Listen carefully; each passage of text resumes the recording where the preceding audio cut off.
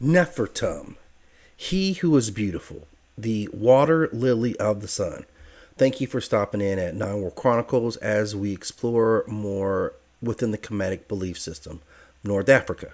And Nefertum is a minor neter who plays an important role.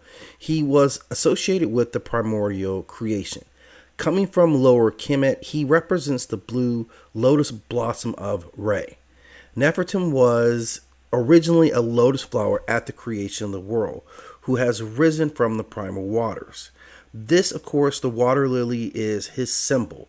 His major cult center was at Memphis.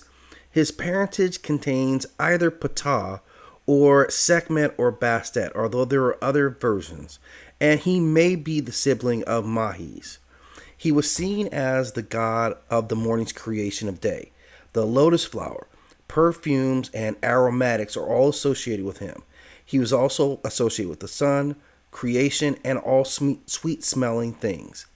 He was worshipped in the Nile Delta as the son of the cobra goddess Wajet, while at Memphis he was seen as the son of Sekhmet. And it is part of that Memphis that he becomes the part of the Memphite Triad as the son of Sekhmet and Ptah, a very powerful triad with very powerful parentage. He is sometimes shown as a lion-headed man or a youth seated on a lotus bloom. And one of his attributes that he's known for is the saber, though he is not necessarily connected with war.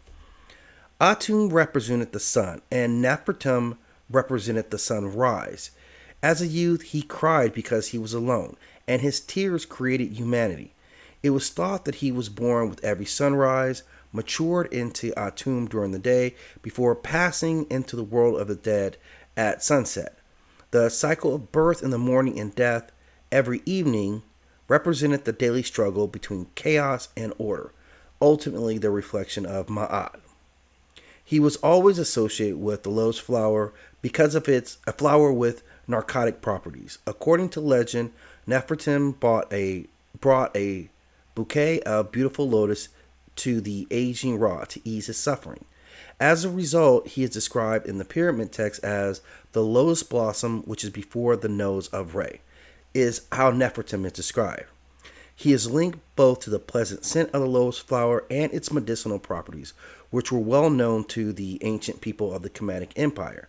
He was also associated with a number of Kemet's favorite flowers, such as the rose, geranium, and cornflower. In fact, he was often described as the archetype for the ultimate aromatherapist, this ancient deity. He is obviously tied to the creation of all life in the very beginning, and his association with Atum Re makes him a very important figure outside of his association in the Memphite Triad. So again, another deity we'll learn a lot more about as we open up the books and continue to do research on Nefertum.